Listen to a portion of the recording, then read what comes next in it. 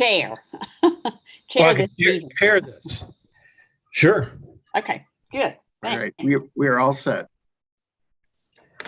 Okay. Well, this is the Operations Committee of the Upper Arlington Public Library.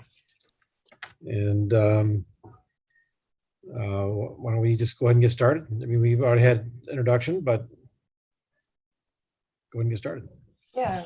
Do members of the board, do you want to introduce yourselves to John so he can get to know you a little bit better? And start with Gloria. Oh, okay. Hello, John. My name is Gloria Heidloff, and I am in my second term on the library board, and I'm currently the president of the board. Fantastic. And we're thrilled to hear what you have to say. Thank you. And one other question I've got for you, time on the board, two more questions if I could about the intros, because I have a reason for asking this. Are you from there or you moved there recently is one. And then the other is, are you on other committees and boards and commissions besides the library? I've been a resident of Upper Arlington since 1991. Are you considered a local now? What's it like in Upper Arlington? Well, maybe. I'm not sure. Yeah. Maybe. I am very active in my Rotary Club still, and I served on the school board for 12 years. Great. Not on it anymore, but. Nice to meet you. Thank you for that. Are you welcome? Peter, you called us to order, so what's up with you, man? Okay. All right. Good. Fair enough. Peter Hahn. I'm the vice chair of the board. Been on the board. It's my second term, so I've been on the board for, I guess, 6 years now. Moved to Upper Arlington in 2006. I still feel like I'm learning the community. Mm-hmm. I've been pretty active in the schools levy campaigns. I'm the treasurer for the campaign for whenever they go for the levy. Mm-hmm. And I also served as a citizen member of a facilities task force that made recommendations to school personnel on our current, $500 million construction effort to build new schools. Gotcha. Thank you. Nice to meet you. Meet you too. Mm-hmm. You want to go, John? Sure, I'll go. I'm John Yesso. I'm on the Operations Committee. I've been in Arlington since 1979. I took a sojourn for about 10 years to go to Northeast Ohio and work at Kent State Ashtabula campus, where I retired, and I'm on I was on several boards there. The most notable, I think, that was helps with this, it was a Partnership for Education in Ashtabula County, which was a not-for-profit business leaders and educators, college, high school, et cetera, to promote education in Ashtabula County. That's great. Nice to meet you, John. Bill? You're muted. Wake them up.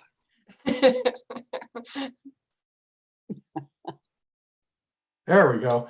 I'm Bill Shakurty. I'm probably the senior member of the board in terms of years of service, which is 10 and probably age. I retired 10 years ago from Ohio State University, where I was the vice president for business and finance, and I serve on the finance committee. And in my younger days, the library board's the only board I'm on now, but I was on a variety of different boards.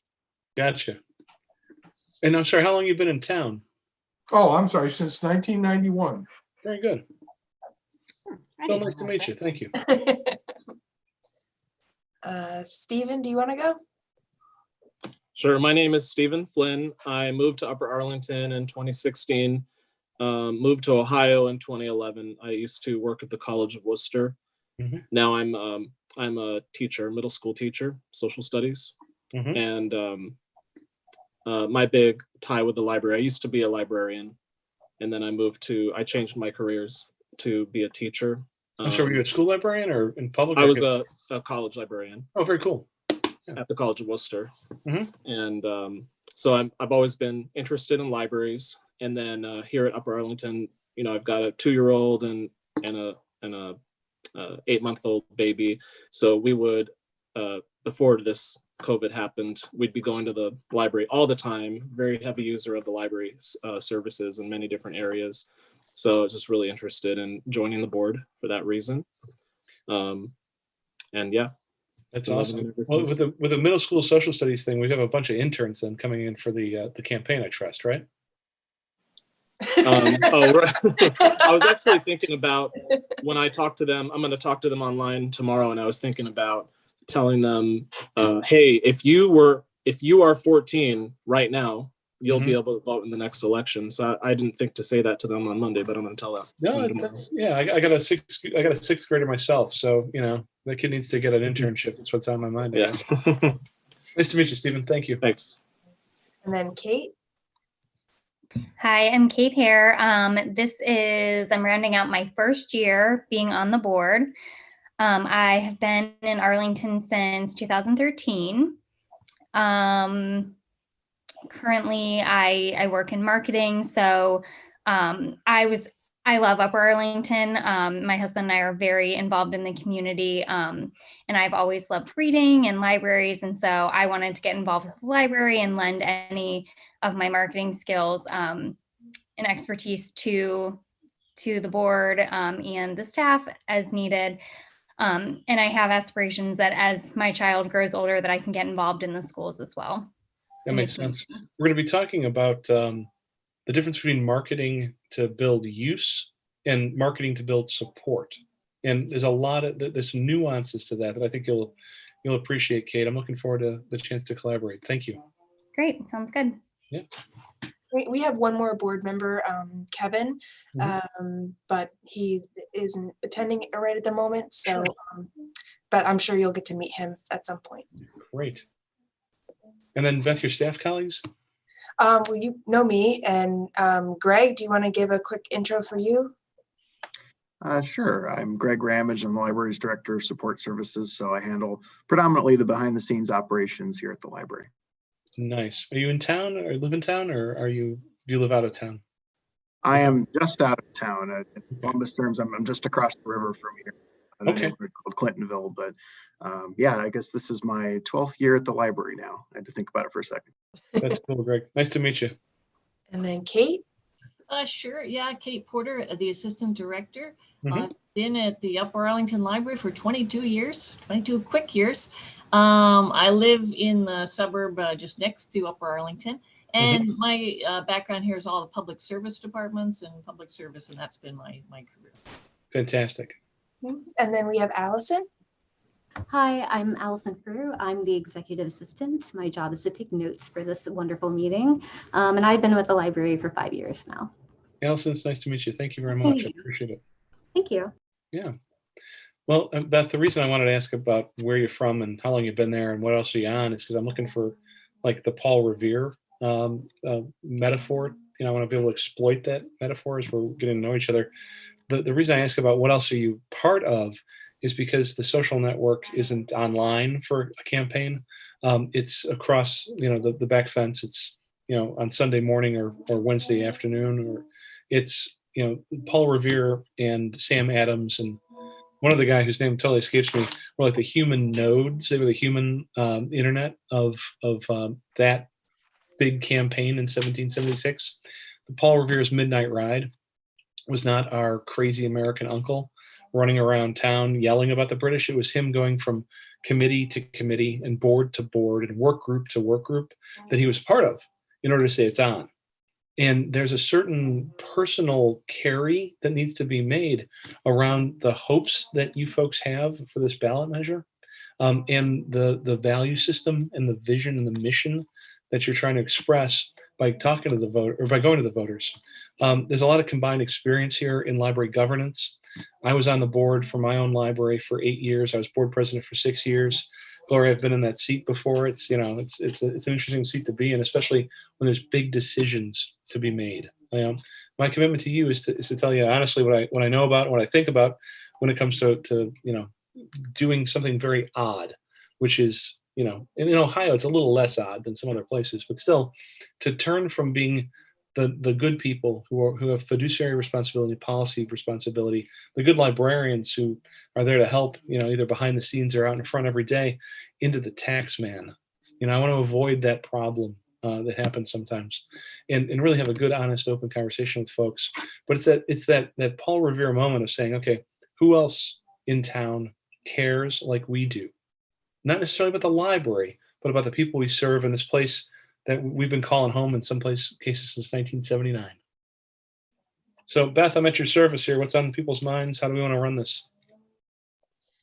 Yeah, so I basically wanted to, for you to share with the board, the process that we'll be going through, the different groups that you'll be working with, and how, and just how your organization can help us through our campaign. Sure. So as I said before, every library is pro bono. We're for free. We provide a level of consultancy support to library leaders, as well as working with library vote yes or vote no committees alongside the work that we're doing on this informational communications campaign. Our focus is on helping you on your path to the ballot with a few different key elements in order to help you either take the ball and run with it yourselves, or to add some capacity from time to time if there's gaps. The work on going to a spring 2020 ballot is very different than if we had 6 weeks or 6 months. Your calendar right now, between now and spring of 2020, is both your best friend and your worst enemy. It's your best friend because there are a number of steps in the process of moving towards the ballot that you have at least enough elbow room to do, even though within COVID restrictions, it's a little bit odd to be doing them right now. A lot of our coaching is on how to have cups of coffee with other humans who run parts of your community that touch the library, or not would benefit from an enhanced library, but who also, like I said before, care about the same populations that you serve, or care about this place that you call home. COVID right now is, making it a little bit difficult to have cups of coffee literally with people, but in that figurative sense of how do we talk to people about the big ideas?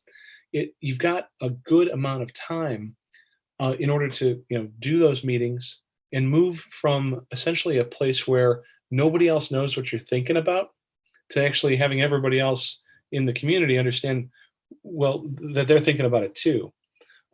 It's also your worst enemy, though, because we're in a very fluid time with COVID, and there is time that could be wasted, and I'd rather not see you do that. The spring 2020 elections are going to be right around the corner, when you get right down to it. Our approach here at Every Library is to help you do a couple of things early in order to set you up for a good conversation later. But I also have a line in the sand on a measure that's this far out, where we actually want to be able to sit down with you folks and, evaluate the work that we've done, to have good community conversations about what you're thinking about, to see who else, cares about that, to actually make it so that we can put a line in the sand and decide whether or not you should do it or not in this time. So my goal here as a pro bono partner and consultant is not to make you go to the ballot. It's to see whether or not it's appropriate to go to the ballot, at a certain point. I don't get paid one way or another. I don't get paid at all, Early in the process, what I would like to be able to do with you folks is essentially your classic landscape survey on the tone and tenor in the community today. That's done in 2 ways, or one of 2. Well, I'm sorry, let me see. It could be done in 2 ways. It might only be done in one of 2 ways, depending. One way, of course, is polling and survey work. That's budgeted expenses that, it takes time, it takes money, and the questions in a poll or a survey have to include about folks' hopes for the community, their concerns right now, given everything happening with COVID, and their tolerance for taxes. And it's that tolerance for tax question that is an important one to ask if you can ask it. And the reason I'm saying you may or may not be able to ask it is whether or not you as a board and your legal counsel is comfortable talking about taxes in a poll or a survey. Some communities are, some communities aren't. In Ohio, it's a little flexible in the law as to whether or not, or the ethics issues as to whether or not you can. but I want to be able to at least help you think through a survey or a poll that has that substantial question about where's our community going? How is the library a solution to problems? And will people be willing to pay for it through taxes? If that's available to us, it'll be a good instrument to field right after Inauguration Day, right around Valentine's Day coming up. If that's not in your wheelhouse, or if it's not in your arsenal, then we will do the second thing, we'll do it robustly anyway. It's not a second thing in terms of priority, it's a second thing that's parallel, which is the cups of coffee. I want to get you folks, and this includes more staff than we have on this call, I want to get you folks trained up and ready to have conversations with other adults about what you're thinking about doing. Because at this point, all you're doing with this path to the ballot idea, about the spring 22 election, the 2 mills, the currently collected at 1.8 mills, you've got reserves, you got all kinds of ideas, and you folks have caucused them together. You're doing your job properly, which is to be open in your planning, transparent in your planning, consultative with people like me and financial advisors and et cetera. But the communications campaign starts formally with you all going out and talking to the other people in town who staff organizations, who run agencies, who are themselves your counterparts previously on other boards and commissions, and who do the same roles that you currently do, in order to find out what do they think? We've been thinking here at the Upper Arlington Library about doing this. What do you think? How would that help people? How would that help our community? Where do you see the red flags potentially being? Where do you see the bright spots? What can we do to collaborate if the funding comes through? And what do you think then leads to another step, which is them, you going back and saying, okay, we heard what you all thought. Here's the final plan. Can you help us take it all the way to Election Day? There's 3 steps to that. And again, I'd like to get you out of the building, either depending on how COVID's going, by March, to have that first round of conversations with the other humans in the community who do the same thing that you folks do. You staff an organization, you're a volunteer on a board. Forgive me, you guys volunteer or you're elected? I don't remember. Volunteer. Great. That's what I was too in Illinois, or in Berwyn, Illinois. The same folks who show up on random Tuesdays for meetings who care about town, what's going on in town. Because I want to see if we can't build consensus before, I want to get you out in March for that. I want to have you go back out again. Here's what we're thinking about in March. I want to have you go back out over the summer saying this is what we heard about. And then by mid-September, early October 2021, going back out and saying, here's the final plan. Here's what's going to be on the ballot. You helped us develop it. Now, what do you think? We've done work in communities as big as New Orleans, Louisiana, Dallas, Texas, Miami, Florida. We've done places as small as Potomac, Illinois. There's 646 people live in Potomac, Illinois. It's very different than in New Orleans, where there's 17 branches across a whole bunch of different neighborhoods. I did the same thing with the board and the staff in New Orleans, and the same thing with the board and the staff in Potomac. We got to get out of the building. Mm-hmm. In New Orleans, it was 2,685 meetings.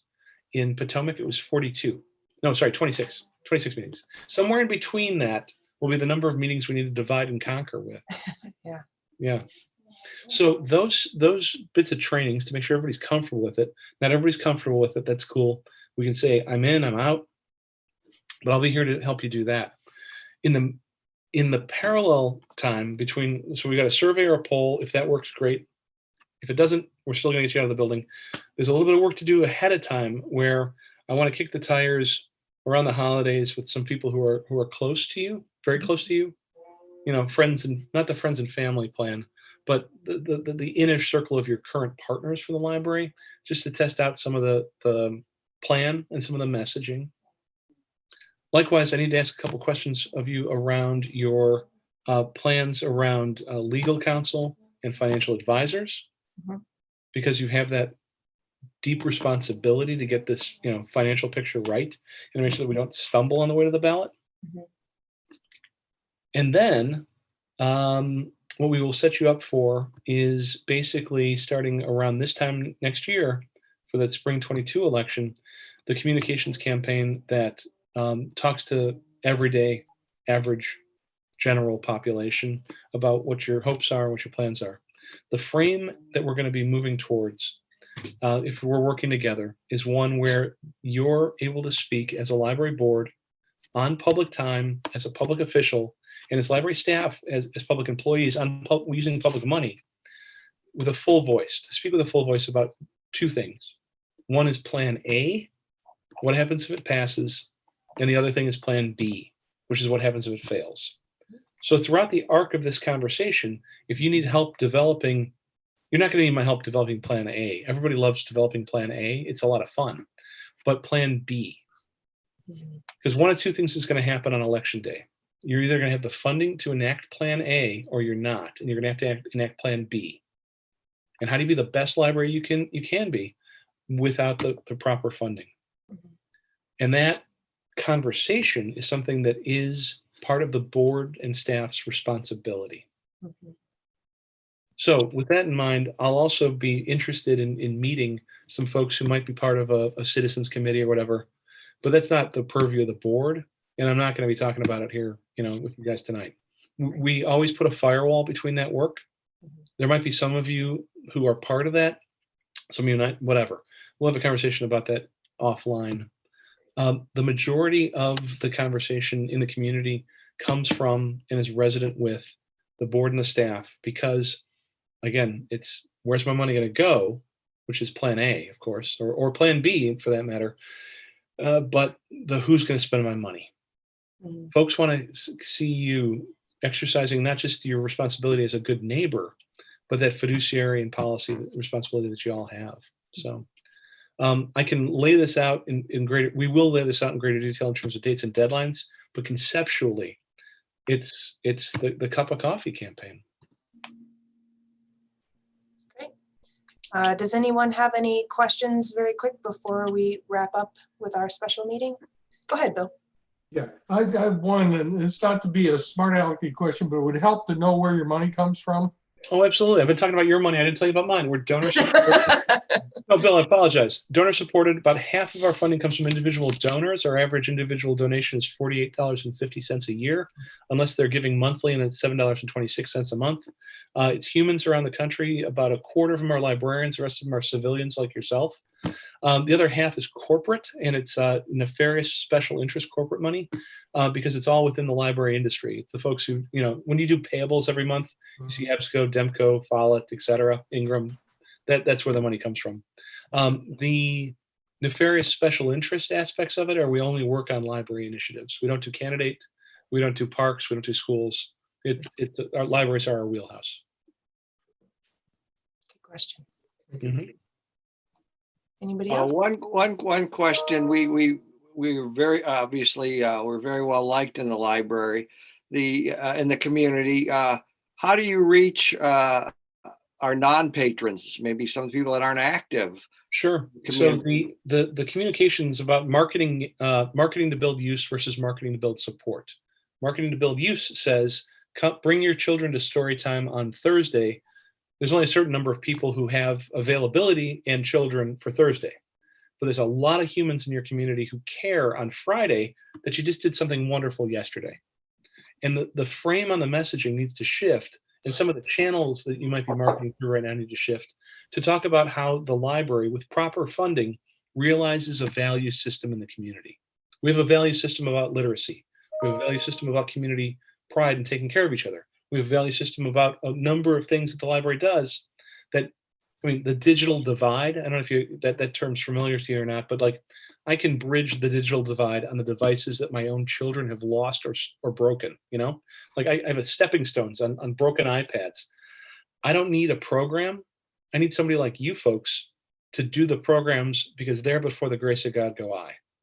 And so the outreach is through traditional media, social media, advertising that shifts from come to the program to let me tell you about the program we did and what it does for humans that we also care about. It is, I need to do some analysis with you of your current channels and your current approach. It doesn't change dramatically because you still have to have people come on Thursday, otherwise, virtually or in person. But fundamentally, John, it's about talking about value systems, not ROI, but what do we believe? Who do we want to be? Yeah. Okay, thanks. Sure. Also, there's one component, forgive me, that I forgot to mention of our work together.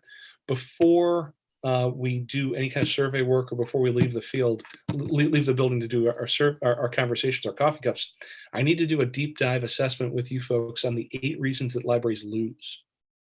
And that is a very interesting conversation. I need about an hour for that.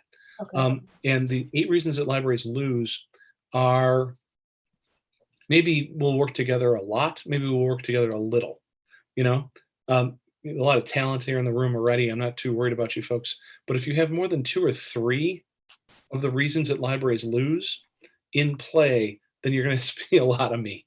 Otherwise, we might just set you on a good path, Great. So I'll get that set up so that we can have a good hour with you and go through that. I think that would be great. But I think for this special meeting, that's been good. Does anyone have any final questions before we move into our operations? Yeah, we did start a little bit late, so I want to make sure that we're cool,